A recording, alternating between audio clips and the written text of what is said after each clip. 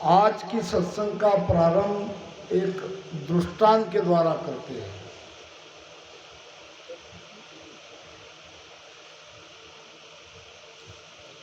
क्योंकि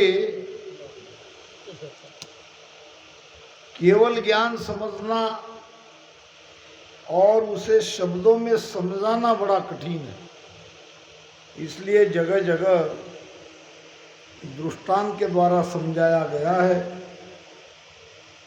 दृष्टांत है श्वान का। श्वान नाम कुत्ता। एक कुत्ता कांच के महल में चला गया।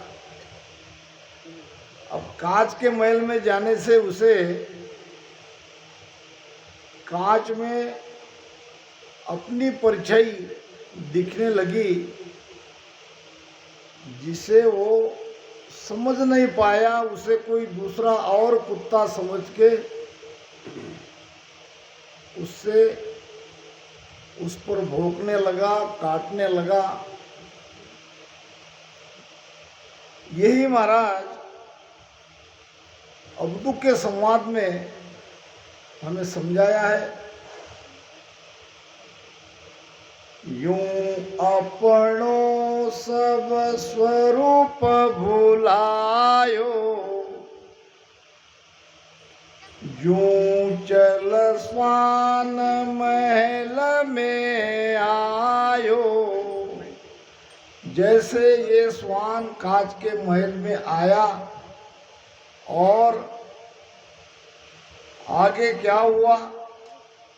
कांच महल में आप ही धीसे, आप ही भूसे, आप ही रीसे।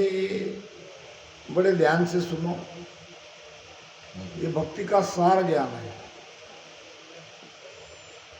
आज हम नहीं समझेंगे, क्योंकि समझा बिन सिमरन नहीं। ज्ञान ही नहीं समझोगे तो भजन नहीं कर पाओ। बांधा समझ छान मत लीजे, समझ के छान के उस मत को धारण करो। कांच महल में आप ही दिसे। स्वाभाविक है, कुत्ते को दूसरा कुत्ता दिखने लगा जो कि वास्तविक में था नहीं, मगर यह समझ नहीं पाया। उसे अपने जैसा ही कोई और कुत्ता उस महल में दिखने लगा। आप ही भूसे, आप ही रीसे, वही उस पर भौंक रहा है, उस पर वो क्रोध कर रहा है। यूं यूं तामस बहुविध ल्यावे, त्यों उनमें बहुरोष दिखावे।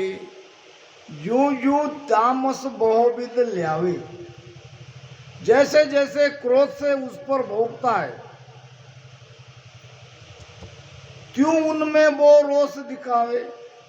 अब इसमें क्रोध आया तो क्रोध उसमें भी आ गया, क्योंकि वो कोई दूसरा था नहीं, उसकी परछाई थी।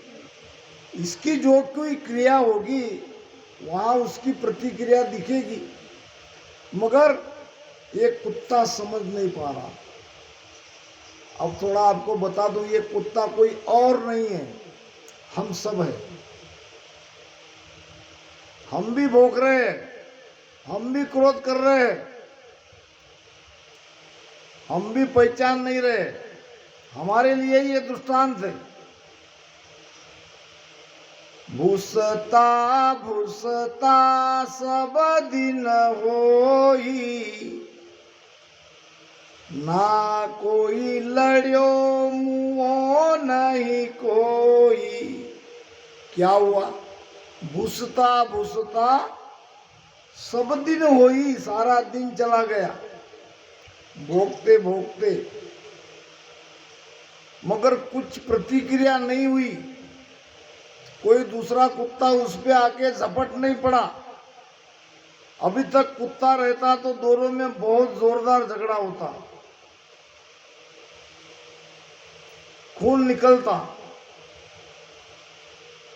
कुत्ता जब क्रोध से लड़ता है तो जल्दी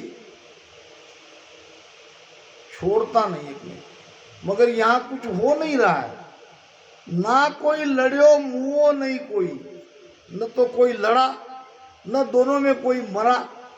झगड़ा तो हुआ, लड़ाई तो हुई, भूखा तो बहुत। अब इतना सब करने के बाद फिर वो कुत्ता विचार करने लगा कि आज मेरे साथ ये ऐसा क्यों हो रहा है, क्यों मेरा वार खाली जा रहा है, क्यों कोई दूसरा कुत्ता मुझ पर क्रोध से काट नहीं रहा है, भौंक नहीं रहा है। ये कैसा हुआ, ये क्या अचंबा है। समझा स्वान पचत बहार्यो, अपनो स्वरूप सुमाय विचार्यो। अब क्या हुआ, इतना सब कुछ करने के बाद, सारा दिन जाने के बाद कुत्ता समझ गया। क्या समझ गया कि बात कोई और है, मैं जैसा समझ रहा हूं वैसा है नहीं। यानी कुत्ते के समझ में आया कि कोई दूसरा कुत्ता है ही नहीं, मेरा भौंकना बेकार है, मैं बेमतलब झगड़ रहा हूं। समझा स्वान पचत बहारियो, कब समझा, पच पच के, दिन पूरा भोगते रहने के बाद। अपनो स्वरूप सुमाय विचारो, समझ में आया कि वो मैं ही हूं, मैं वो हूं, उसमें मुझमें कोई फर्क नहीं है। ये मुझे दो दिख रहा है, ये मेरा भ्रम है। तो यही हमारे अंदर भ्रम बैठा है। हम अपने स्वरूप की पहचान नहीं कर रहे, अपने आप को नहीं जान रहे, अपने आप को नहीं जानने के कारण दुखी है। महाराज कहते हैं कि कुण है रे बाबा, कुण है रे बाबा, कुण है, कुण है, कुण है वो। अरे भाई तुम कौन हो, जो तुम ये दिख रहे हो वो तुम तो हो नहीं, ये शरीर तुम नहीं हो, फिर तुम हो कौन। अरे कब जानोगे, तुम ही तो भोग ही रहे हो। जानने का नाम ही भक्ति करना है, अपने आप को पहचानने का नाम ही सत्स्वरूप आनंद पद में जाना है। अरे यही भक्ति का सार है। अंत में आपको कोई दूसरा नहीं मिलेगा, आपको आपके ही स्वरूप में जाके मिलना पड़ेगा। मैं मेरा सुमिरन करूं, देखो महाराज क्या कह रहे, मैं मेरा सुमिरन करूं, मैं मोकू गाऊं, रमता बिन सुख राम कहे, कोई और नहीं ध्याऊं। किसी और का सुमिरन हम कर नहीं रहे। अभी तो ये भ्रम के कारण हम दो भाव हमारे अंदर है, हमारी स्थिति उस कुत्ते की जैसी है। अभी तो हम अपने आप को अलग मान रहे हैं परमात्मा से। परमात्मा कोई अलग है और हम कोई अलग है, और वास्तव में ये माया के कारण ये सब ऐसा लग रहा है, और लगना ही चाहिए। मगर जैसे जैसे हम आगे बढ़ेंगे, जैसे जैसे कमलों का छेदन होता जाएगा, 12 कमल छेदन होने के बाद वहां आपको आपके अलावा कोई दूसरा नहीं मिलेगा। और यह है सत्स्वरूप आनंद पद। इसो अद्भुत लखायो मोय, मही मैं राम दुजो नहीं कोई। अगर वहां दो है तो आनंद पद नहीं है। अगर आप दृष्टा हो और दिखाई देने वाली चीज कोई और है, चाहे वो अमरलोक क्यों नहीं देखो आप, फिर भी वो अमरलोक नहीं है। जहां देखने वाला है और दृश्य है वहां दो है, जहां दो है वहां परमात्मा नहीं है। ध्यान रखो ये बात। यही महाराज कह रहे हैं कि जब लग स्वरूप न चीने कोई, तब लग सुखिया हुए नहीं कोई। जरा सोचो, हम ये शरीर में है, शरीर के भाव से जीते हैं तो हमारे पीछे सुख दुख लिखा है। शरीर है तो शरीर के रिश्ते नाते हमको सब सच प्रतीत होते हैं, क्योंकि वो शरीर के रिश्ते हैं। मगर जब हम वास्तविक अपने आप को पहचान लेंगे भीतर ध्यान के द्वारा, तो आप भी आश्चर्यचकित हो जाओगे कि वो ब्रह्म मैं हूं, वो परमात्मा मैं हूं, वो अजर अमर अविनाशी निरंजन निराकार वो मैं हूं। और ये मुझे अभी तक पता नहीं चला, और मैं बेमतलब जिंदगी के सुख दुख में पड़ा रहा, सुख प्राप्ति के उपाय ढूंढता रहा, दुख को मिटाने की कोशिश करता रहा, इसी में मेरा जीवन जाता रहा। वास्तव में मैं तो मरने वाला नहीं हूं, मैं सुख दुख से अलग हूं, मैं तो अमर हूं।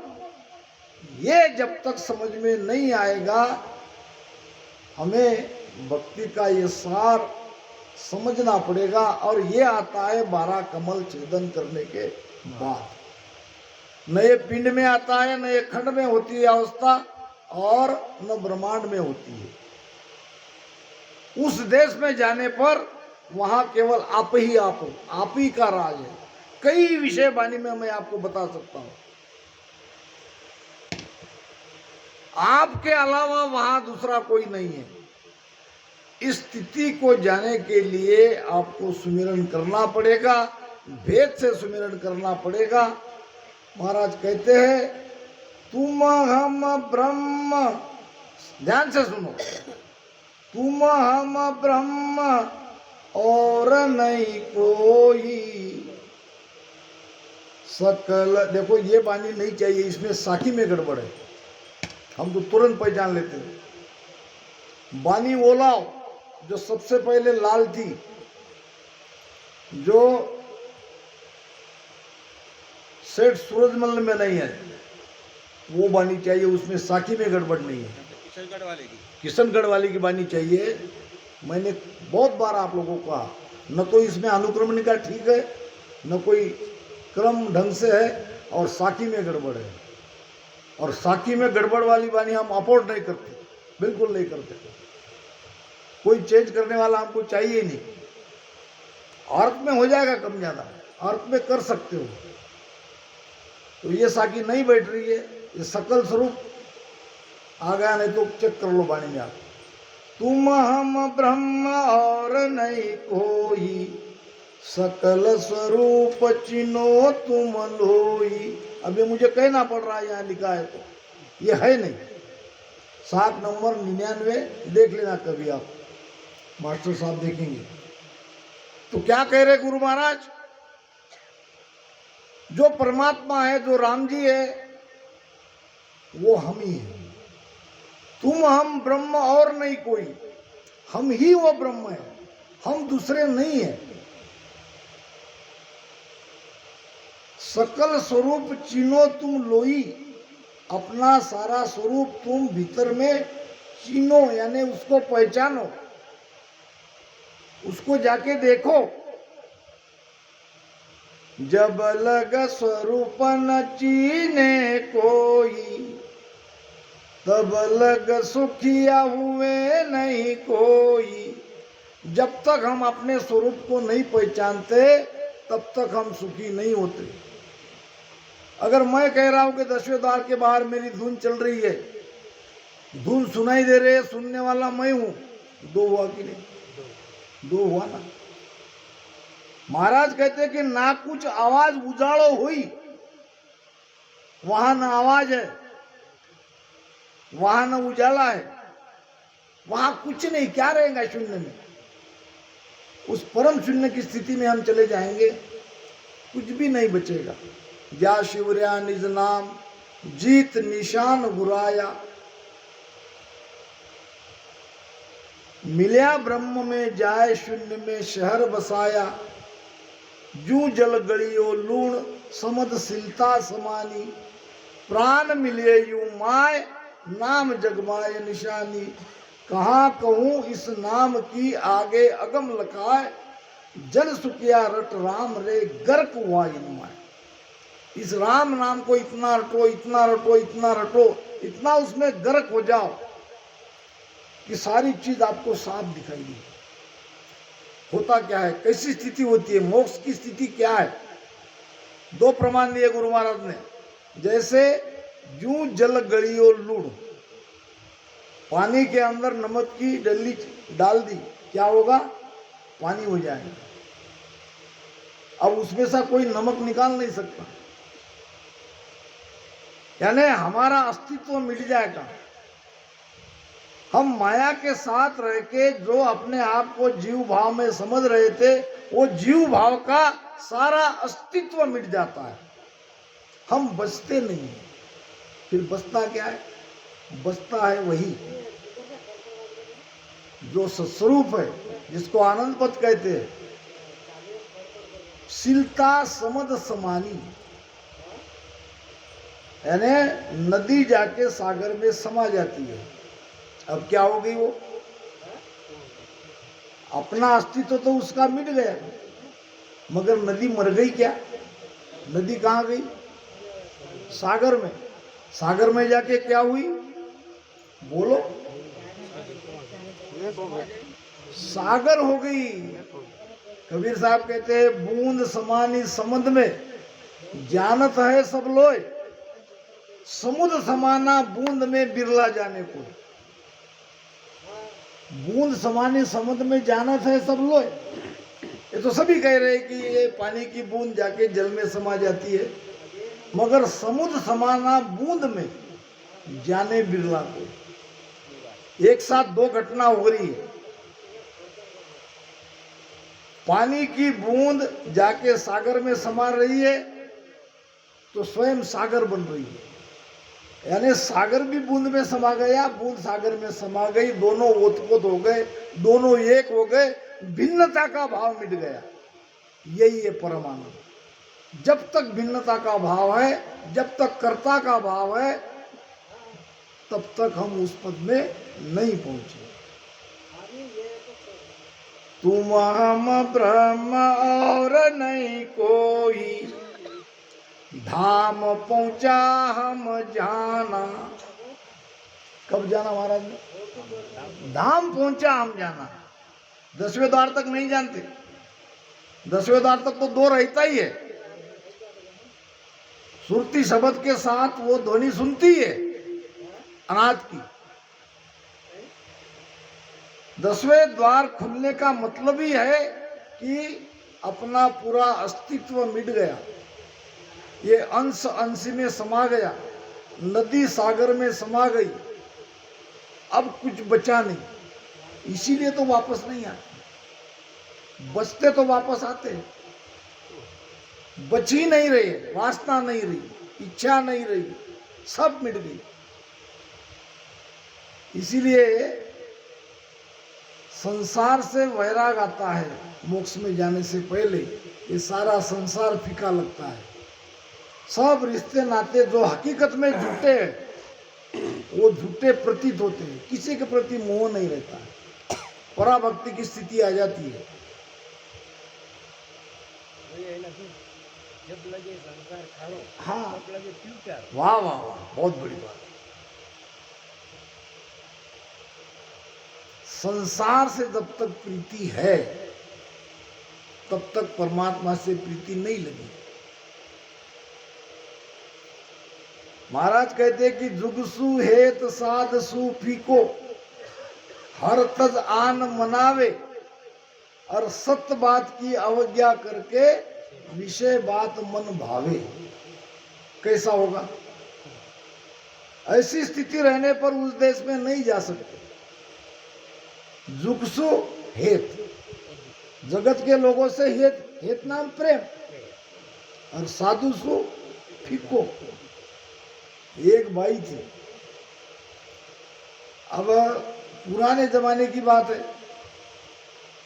2-2, 3-3 साल मैके से कोई आते नहीं थे। आज के जैसा झटपट वाला काम तब नहीं था, संदेशा नहीं आता तो 2-2, 3-3 साल क्या हो रहा है मैके में। कोई वहां से आया तो पता चले। 2 साल बाद भाई आया। अब बहन के यहाँ अगर भाई आता है तो कितनी खुश वो जमाने की बहन, आज की नहीं कह रहा हूं। 2-2 3-3 साल मायके वाले लोग दिखते नहीं है, उसमें से कोई अगर आ गया तो वो बहन का देखना नहीं पड़ता कितना आनंद आया बेचारी का। अब उसने बनाई अपने भाई के लिए पूरन पोली। अब सारा भोजन का सब बन गया। अब थोड़ी देर में परोसने वाली, इतने में उनके पति के गुरु महाराज 2-4 लोगों को लेके आ धमके। अब क्या किया जाए, भोजन तो बन गया। तो भाई ने अपना दिमाग चलाया। वो बाजरे के आटे में नमक मिला के उसको कहते हैं राब, कहीं कहीं थुली कहते हैं, कहीं कहीं राब कहते हैं। जल्दी से झटपट राब वो साधु लोगों के लिए बना दिया। अब बैठाने की व्यवस्था अपने पति को कह दिया, तुम आज कुछ मत कहना, 2-3 साल के बाद मेरा भाई आया है, तुम्हारे गुरु महाराज तो कभी आते रहते हैं, खिला देंगे उनको, आज मेरी चलेगी। पति बेचारा चुप हो गया। अब अंदर बिठा दिया साधु को, उसके चेलों को, भाई को बिठा दिया बाहर। भाई के साथ भी 1-2 लोग आए होंगे। पूरन पोली का भोजन इधर बाहर में, अंदर में थूली। अब भोजन करते करते जो हमारी कड़ी रहती है ना, ऐसे फुरका मार के इधर मराठवाड़ा साइड में ज्यादा खाते हैं। थोड़ी देर में ऐसी आवाज आती है, एक अलग से उसका राग निकलता है। अंदर से संत ने सोचा, ऐसे फुरके वाली तो कोई चीज हमारे थाली में नहीं है, ये आवाज कैसी आ रही है। दिमाग लड़ाया। संत भी जुगाड़ू रहते हैं। वहीं से कहा, काई भक्ति में भूल पड़ी या परोसन वाली भूली। क्या कहा, या तो मेरी भक्ति में कोई भूल पड़ गई है, या परोसने वाली बाई कुछ भूल गई है। उसको याद दिलाने के लिए उसने कहा, काई भक्ति में भूल पड़ी या परोसन वाली भूली, बाहर मारे सपड़ का अंदर वाले थूली। बाई भी होशियार थी। बाई कहने लगी, नई भक्ति में भूल पड़ी और नई परोसन वाली भूली। न तो तुम्हारी भक्ति में कोई कमी है, न भूल है, न परोसन वाली भूली है। मुंडा देखकर टीका काढ़िया, अब जीमो तुम थूली। यानी आज का भोजन मैंने चेहरा देखकर बनाया है, तुम तो करीब कोई मेरे सगे हो नहीं। मेरा भाई 2-3 साल बाद आया है, उसके लिए मैंने बनाया है, और वो आपको आवाज आ रही है, आप चुपचाप खाओ, नहीं तो ये भी नहीं मिलेगा। तो सगा परोसे खीर, साध को राब पिलाई। सगे को तो खीर परोसते हैं और साधु को, मगर अपने तरफ नहीं होता है। ये तो घटना कहीं घटित हो गई होगी। तो महाराज कहते हैं कि ऐसे काम नहीं चलेगा, जुगसु हेत साधसु फिको। जगत के प्रति प्रेम करते हो, जो जगत तुम्हारा कुछ है नहीं, जो तुमसे एक दिन बिछड़ेगा, और साधु तुम्हारे ऊपर अहेतु कृपा करके तुम्हें सद्ज्ञान बताएगा।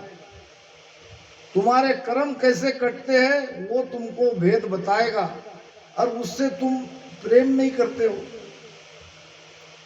उसका सम्मान फीका करते हो। कैसे होगा? सत्य बात की अवज्ञा करके ये तो ऐसा हो गया कि सत्य बात को तो छोड़ दिया और विषय बात की तरफ तुम्हारा मन लग गया। इससे काम नहीं चलेगा। तो महाराज कहते हैं, तुम हम ब्रह्म और नहीं कोई, धाम पहुंचा हम जान्या, जन सुख राम नदी जल ये की, नाम घाट ठहरान्या। नदी है गंगा नदी। गंगा नदी देख लो ना, सबसे पवित्र नदी है हमारे देश में। अब गंगा नदी पे अलग अलग घाट है। घाट रहता ना, जहाँ नहाने के लिए विशेष व्यवस्था रहती है और उस घाट का, उस तीर्थ का कोई महत्व है। वहाँ आपको वो पंडित लोग आ जाएंगे और वो आपको बता देंगे इसका क्या महत्व है, क्यों यहाँ नहाना चाहिए, वो सब आपको बता देंगे। तो गंगा नदी पे जब तक वो सागर में नहीं मिलती तब तक कई घाट है और कई घाटों के अलग अलग नाम है। जल में कोई फर्क है? घाट तो अलग अलग है, घाट की महिमा अलग अलग है, मगर जल तो एक ही है, जल में कोई फर्क नहीं। ऐसे ही ये सब घाट है। घाट नाम यहाँ शरीर, घड़िया घाट दिष्ट में आवे से सब आप बनाया। मगर इसमें एक ही सत्ता काम कर रही है, एक ही चेतन तत्व है। अंदर में करंट एक है, बाहर अलग अलग है। और शरीर के आधार से हमारा स्वभाव भी भिन्न है। जब ये शरीर से संबंध छूट जाएगा, ये भिन्नता का भाव भी मिट जाएगा। जब तक शरीर के नाता है, जब लग नाता जगत का, तब लग भक्ति न होए। नाता तोड़े हरि भजे, नाता तोड़ना पड़ेगा। तो ये शरीर का स्वभाव जब तक रहता है, जब तक शरीर में आस्था रहती है, शरीर से प्रीति रहती है, जब वो भीतर में ज्ञान समझ में आ गया, फिर सब हम एक, सब ब्रह्ममय हो जाएंगे। सबको एक दृष्टि से देखेंगे, कोई ऊंचा नीचा, छोटा बड़ा, ये भाव नहीं रहेगा। और ये भाव मिटता है तभी ब्रह्म ज्ञान हमारे अंदर आया, ये कह सकते। मैं तू का भाव जब तक है तब तक ब्रह्म ज्ञान नहीं आया। ब्रह्म ज्ञान में भरम न सासो, मैं ते कदे न आवे। ब्रह्म ज्ञान में भरम न सासो, सासो नाम संशय, न भरम है न संशय है। दूसरी बात, मैं ते कदे न आवे, मैं ते का भाव ब्रह्म ज्ञानी में नहीं है। कै सुख राम नेक मन फिरिया, ब्रह्म ज्ञान नहीं क्वावे। नेक, इतना सा भी मन में द्वैतपना आ गया, तेरा मेरा का भाव आ गया, उसके अंदर ब्रह्म ज्ञान नहीं है। ये महाराज उसकी वाणी प्रमाणित है, ये कह रही है वाणी। तुम हम ब्रह्म और नहीं कोई, भरम सुदोय दिखाया। दो दिखने का कारण क्या है? भरम। दो दिखने, दुविधा आ गई, भरम है। भरम है तभी तो दो कर। महाराज कहते कि तुम हम ब्रह्म और नहीं कोई। अंदर में देखो, बाहर बाहर का मत देखो। हेली बाहर बटके खाई, तारो सब सुख है घटमाई।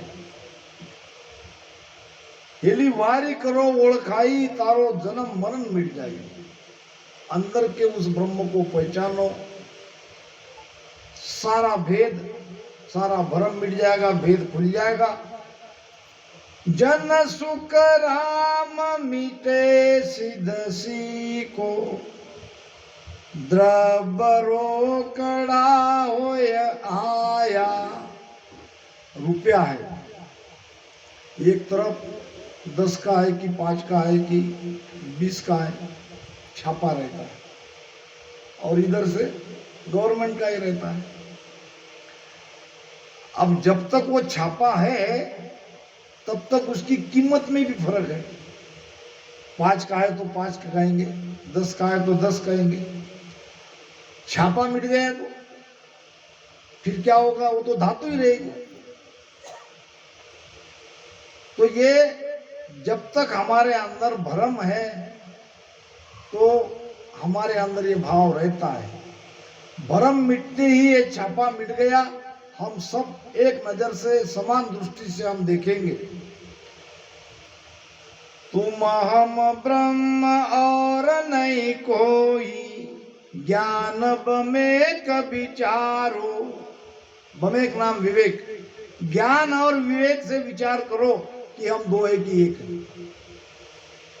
हे शिषतम हम एक ही, एक बाप को पूत, मोतों में बलसार को नक्चक एक ही सूत, नक्चक एक ही सूत इदक मुंह में आ हुई, पूर्ण पद प्रताप सदगुरु बख्शो हुई। जोर किया माने नहीं तुम संग पाचू भूत। जब तक पंच भौतिक शरीर के अंदर में हमारी आस्था है तब तक भ्रम है। नहीं तो महाराज कहते हैं कि हम तुम दोनों एक है, एक बाप के पूत है, दोनों में समान बल है। क्या महाराज को ज्यादा श्वासा मिली क्या? क्या महाराज 21,000 श्वासा लेते थे कि ज्यादा लेते थे? उतने लेते थे, यानी सबके अंदर श्वासा एक थी। जन सुख राम तराजू जल है, समंद भर्यो सब सारो। तरा कहते लहरे को, लहरे और समुद्र में कोई अंतर नहीं है, मगर दिखने में वो दो दिखती है।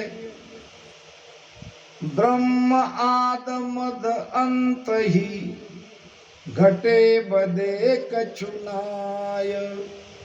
जन सुख राम घाट सो भांगे, मूल रति नहीं जाए। भांग यानी नष्ट होना, नष्ट क्या होता है? शरीर। घाट, तुम हम ब्रह्म और नहीं कोई, हम सब ब्रह्म ही है। ये घाट नष्ट होता है मगर अंदर की चेतन ज्यों का त्यों है, वो न मरा न मरेगा। अब थोड़ा